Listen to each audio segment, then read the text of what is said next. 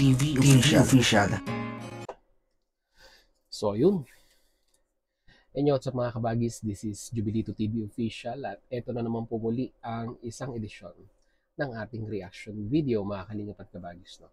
Pero bago po lahat, syempre po, mega love shoutout po muna kay Kuya Val Santos Matubang, kay Ate Edna Vlogs, kay Kalingap Rab, Kalingap Netizens, Kalingap Subscribers, Kalingap Supporters, Kalingap Sponsors, Kalingap Partners, Kalingap Reactors, Team Bios, Team Karepa, Team Watcher, Team Strikers, mega love shoutout po sa inyong lahat.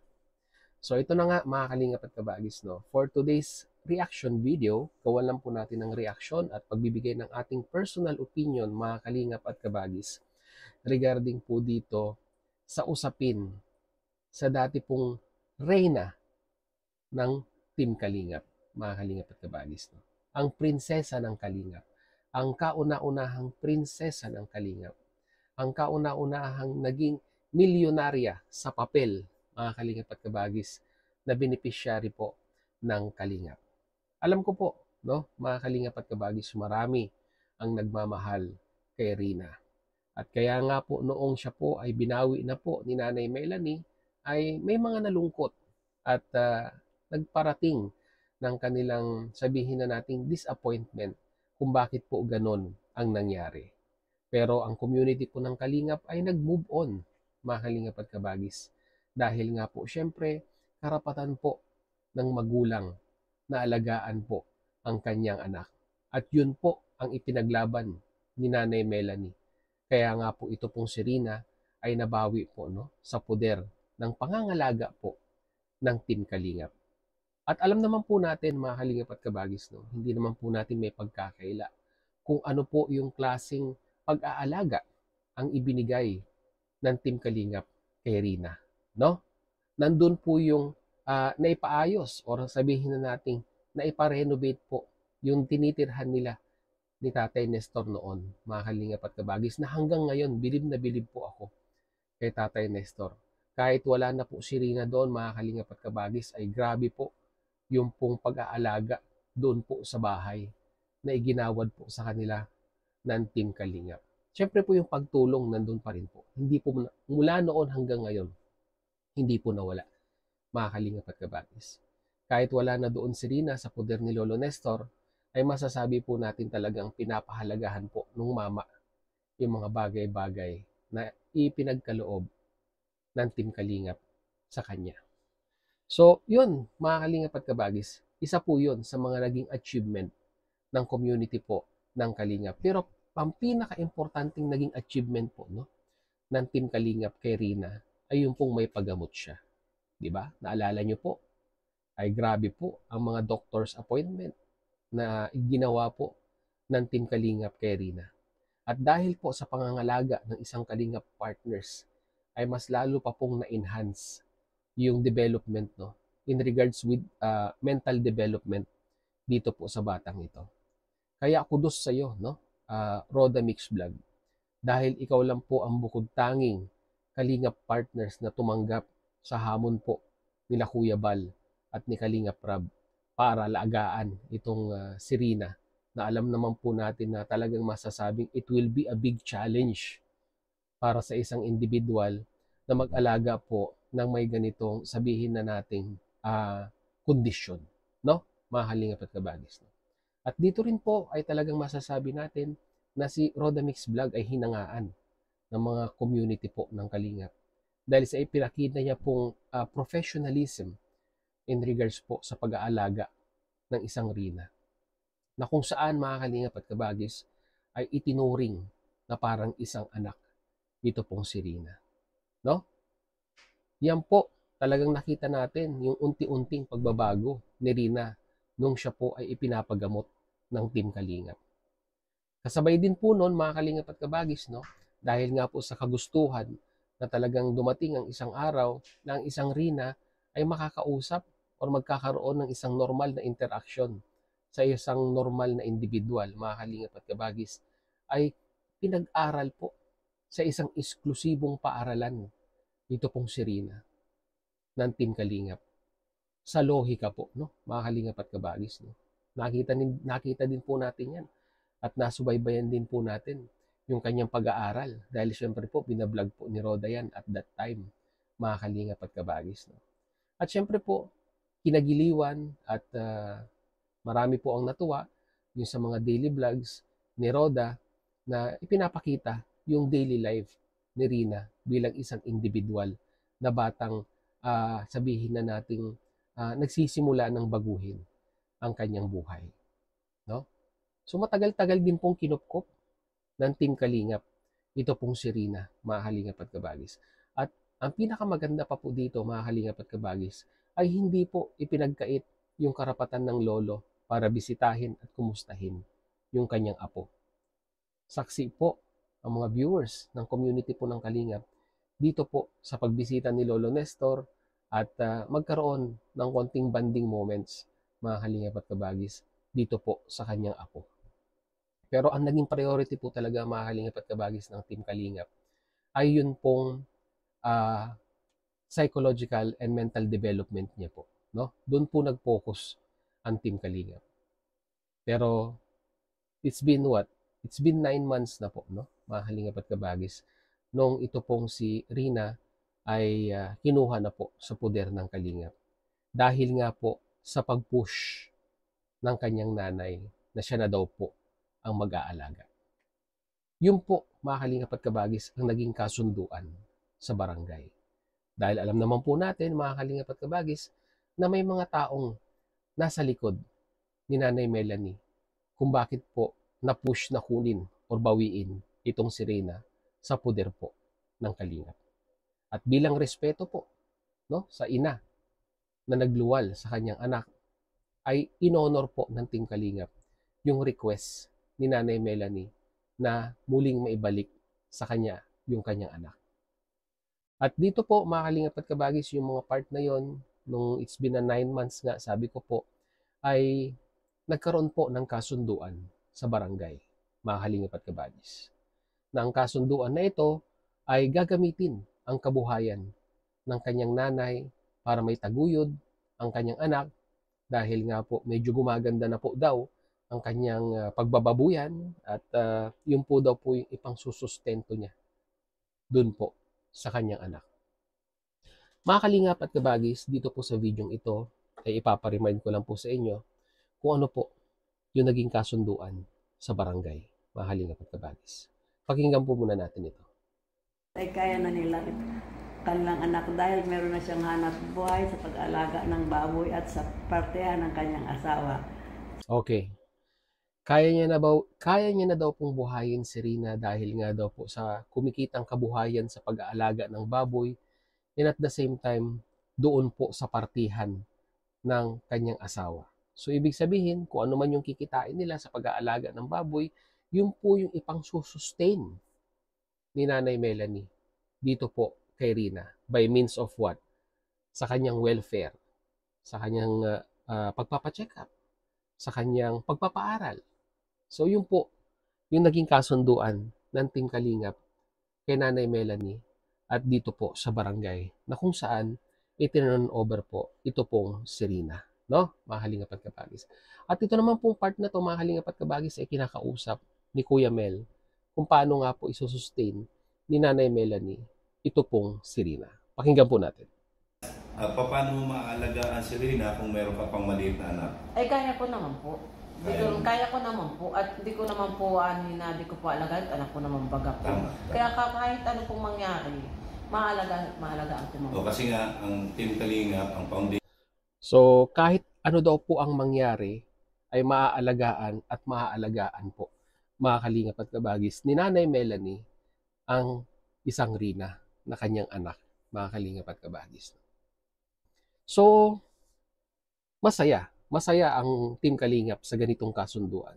Kasi, napatunayan po ng Team Kalingap na nakikita nila ang isang Nanay Melanie na nagpupursige para po muling maibalik sa poder yung kanyang anak, mga kalingap at kabagis. So yun po ang pinanghahawakan ngayon ng Team Kalingap na si Nanay Melanie, in despite of sabihin na nating struggles sa buhay, sa kahirapan, ay ngayon po nakikita natin na tumatayo siya. at ipinaglalaban yung karapatan niya, no?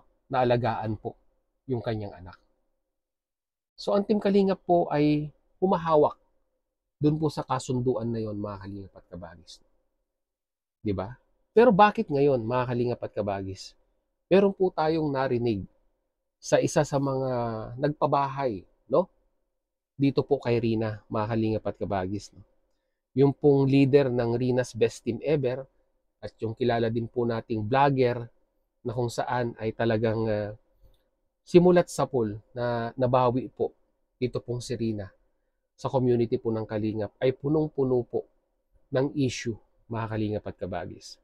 Although let's say sinaluduhan natin, napabahayan ito pong si Rina ni Rowie Nim at ng kanyang grupo, yung Rina's Best Team Ever, at yung pong isa pang community, yung Rina's Community, na tumutulong dito po kay Rina, mga Kalingap at Kabagis. Pero bakit po? Mula nung ito pong si Rina ay nawala na po sa poder ng community po ng Kalingap, ay bakit samot-saring issue naman po ang pumupukol dito po sa batang ito? May mga video na lumalabas na hindi po pinag-aaralan, hindi muna nire-review yung mga dapat ikat kasi po medyo maselan at may mga istorya ang mga kapwa ko po reactors na hindi ko po alam kung saan po nila nakukuha ang information, pero may nag-feed po ng information sa mga kapwa po natin reactors na di umano, mga Kalingap at Kabagis, ay sabi nga po ni Direk Nuelsa ay meron daw po, mga Kalingap at Kabagis, na nanunuluyan dyan po sa bahay nila Rina, no? Yung po yung napanood natin sa live ni Direk Nuelsa, mga Kalingap at Kabagis, no? Which is parang binasa niya po, no? Parang binasa niya naman po sa mga comment section. At may CCTV pa nga daw po, mga Kalingap at Kabagis, ang bahay ni Rina, at parang ang nagmo-monitor ay yung isang member po, no, ng kanilang grupo, no? At ang tanong, mga Kalingap at Kabagis, ay alam po ba lahat ito ni Nanay Melanie? At ano po ang kanyang masasabi dito, no, sa mga na-uncut na mga video na medyo sabihin na nating sensitibo, na yung grupo din po ng Rina's Community at ng grupo ni Rowie Lim ang nagpapalabas, no? Mga Kalingap at Kabagis, no? At dito nga po, balik po tayo doon sa kasunduan sa barangay na dapat po ang mag-aalaga ay ang nanay ni Rina na si Nanay Melanie. Pero ano na naman po itong sinasabi ni Rowie Lim sa kanyang live na hindi po si Nanay Melanie ang nag-aalaga, mga Kalingap at Kabagis. So ito, pakinggan po natin. Kay Rowie Lim na po manggagaling, mga Kalingap at Kabagis, no? Yung patungkol po dyan. So ito po, pakinggan po natin. Ay nangyari. Alam nyo naman po, nandun Reyna sa kanyang bahay ngayon at inaalagan po ni Ma'am Perla. So yun po yung kasunduan sa ngayon so far. Okay. Si Ma'am Perla daw po ngayon ang nag-aalaga kay Rina, mga Kalingap at Kabagis, no? So yun daw po yung kasunduan so far. So saan galing po, mga Kalingap at Kabagis, itong kasunduan na ito? Ito po bang kasunduan na ito ay napag-usapan sa barangay na ibang tao ang mag-aalaga doon kay Rina? Ano na po ang nangyari doon po sa kasunduan sa barangay na si Nanay Melanie po ang mag-aalaga sa kanyang anak? Ngayon, ang lumalabas, mga Kalingap at Kabagis, ay parang kagaya rin po sa setup ng Kalingap nung binawi po si Rina, na kung saan ang mag-aalaga ay ang Team Kalingap, di ba? At ibibigay yung pinaka-the best na pwedeng ibigay doon po sa bata, no? Pero bakit ngayon parang yung kasunduan po ay nabali, na kung saan ay iba pa rin po ang nag-aalaga dito po kay Rina? Ang tanong ko lang po, mga Kalingap at Kabagis, ay nasaan na si Nanay Melanie na dapat po ay sinusunod yung kasunduan sa barangay? Na supposed to be dapat siya yung mag-aalaga, pero bakit ibang tao po ang nag-aalaga sa kanyang anak?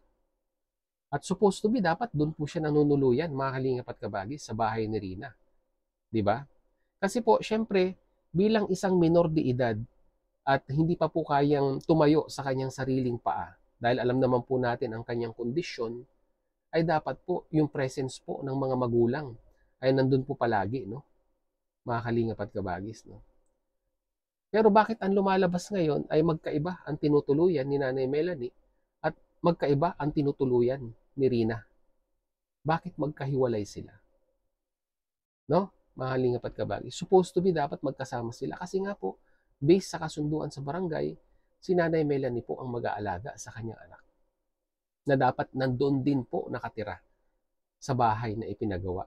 Pero bakit ngayon parang lumalabas na namumuhay mag-isa si Rina sa edad na sabihin po nating hindi pa sakop ng batas para maging isang independent na individual dahil nga po minor si Rina, mga kalingap at kabagis.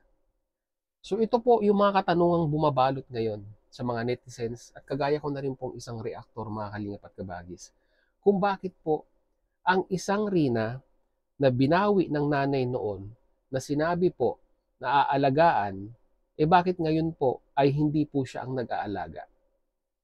Yun po yung ipinush niya para mabawi po si Rina sa community po ng Kalingap noon. Kasi nga po siya daw po yung mag-aalaga. Pero bakit ngayon nanggaling na rin po sa bunganga ni Rowena na iba po ang nag-aalaga? Doon po sa binawi pong beneficiaries ng Kalingap na ito pong si Rina, mga Kalingap at kabagis. Kagaya rin po ng in-upload natin kahapon, yung video na in-upload ni Rina's community na kung saan ay hindi man lang kinat yung part na lumawit or nagpakita yung bra ni Rina. Ba't hindi po kinat? At yung in-upload din po ni Rowena nung nakaraan na nakatutok ang video doon po sa parting taas ni Rina na halata naman pong walang suot na pangalawang damit na kinakamot. Bakit po hindi kinat yun, mga kalingap at kabagis? No? Diba?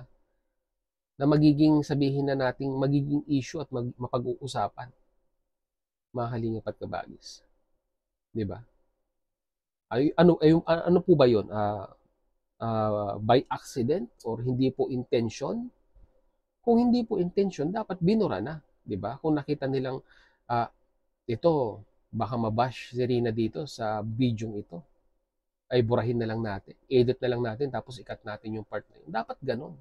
Kung tayo po ay isang responsable in regards po sa pangangalaga ng bata, no? Mga kalingap at kabagis. No? Kaya nakakalungkot lamang pong isipin, no? So sa tinagal-tagal na po sana, kung hanggang ngayon sa loob ng 9 na buwan na hindi po sana binawi itong si Rina sa pangangalaga po ng Team Kalingap. Hanggang ngayon po sana, mga kalingap at kabagis, ito pong si Rina ay nag-aaral pa rin sa lohika. At malaki-laki na po sana ang naging development ng bata. Pero mula po nung binawi itong si Rina ni Nanay Melanie, ay ano po yung nangyari sa buhay ni Rina? Oo, nakapag-travel siya sa iba't ibang lugar sa Pilipinas at nakapag-abroad pa nga po sa Hong Kong. Pero kumusta naman po yung pong kanyang development bilang isang individual? Diba? Na-enjoy niya nga yung mga ganitong pag-travel. Pero in the long run, mga kalingap at kabagis, ay ano po ang magiging benepisyo nito sa bata? Kung yung pong time na nasayang na dapat po ay iginugol na lamang sa pag-aaral, mga kalingap at kabagis, ay malayo-layo na po sana ang narating ni Rina. Oo, nandun na tayo, pina-check up sa St. Luke. Diba? Yung po yung ipinagmamalaki nila noon, mga kalingap at kabagis, na ipapa-check up sa St. Luke. Na kung saan ay makikita din po natin, doon po, nung nag-usap-usap sila sa barangay, na sinasabi nga po na si Nanay Melanie ang nag-push para may pa-check up ito pong bata sa St. Luke. Oh, 'di ba? Tapos kinalaunan ay hindi naman po pala si Nanay Melanie ang nag-push. Bagkus yung grupo po nila Rowena ang nag-push at may mga sponsor na nagpa-check up dito po kay Rina sa St. Luke. So, kumusta naman ang findings sa St. Luke? Dahil kung ako po ang tatanungin ninyo, okay, siguro maganda yung naging examine na ginawa kay Rina sa St. Luke. So, kumusta naman po yung naging development? Nasunod po ba kaya yung advice ng mga espesyalistang tumingin kay Rina? Yun po ba ang naging advice ng doktor kay Rina na kailangan mag-travel siya para gumaling siya? Tanong lang naman po, mga kalingap at kabagis. Tanong lang naman po. So yun lamang po ang ating reaction video for today, mga kalingap at kabagis. At syempre po, no, yung interaction ninyo bilang ating mga viewers ay napaka-importante po niyan. Kaya hinihiling po ni Jubilito TV Official na mag-comment po kayo, no, sa ating comment section at gawin po nating healthy ang ating conversation at i-share po ninyo ang inyong thoughts, ang inyong opinion din po at ang inyong reaction sa ating comment section, mga kalingap at kabagis. So yun, muli, maraming salamat dahil hanggang sa dulo po ng ating reaction video ngayong araw na ito ay nasamahan niyo po muli si Jubilito TV Official at muli po, nagpapaalala po ang inyong host, mga kalingap at kabagis, no? So mga hindi pa po nakasubscribe sa channel po ni Kuya Val Santos Matubang at Edna Vlogs, Kalingap Rab, supportahan po natin ang kanilang mga YouTube channel. And at the same time, isingit ko na rin po, baka mayroon pa pong hindi nakasubscribe sa channel po natin, mga kalingap at kabagis, no? Ay kung hindi naman po kalabisan sa inyong oras, ay pakihit naman po ang subscribe button at ang notification bell para maging updated pa po kayo sa mga darating nating reaction videos, mga kalingap at kabagis, no? At pag nagustuhan nyo po ang ating reaction video for today, once again, mga kalingap at kabagis, kung hindi din po kalabisan sa inyong oras, meron pong like button dyan sa pinakabandang lower left side, mga kalingap at kabagis. Ay pindutin nyo na rin po yan at pakilike na rin po. Dahil malaki pong tulong yan sa ating mga ina-upload na video, mga kalingap at kabagis. At ganun din, lubos-lubusin ko na rin po, mga kalingap at kabagis, no? Meron din po tayong Facebook page. Ayan. Paki-follow and like na rin po. Hindi po mahirap hanapin. Kaparehas din po ng pangalan ng ating official YouTube channel, Jubilito TV Official, mga kalingap at kabagis, na meron na pong, ilan na ba? Mahigit 230 na yata na followers, mga kalingap at kabagis. So yun, hanggang dito na lang, mga kalingap at kabagis, no? Once again, this is Jubilito TV Official, proud member po ng Team Coos, Team Bios. As I always say, mga kalingap at kabagis, peace, God first. God bless po. Bye-bye!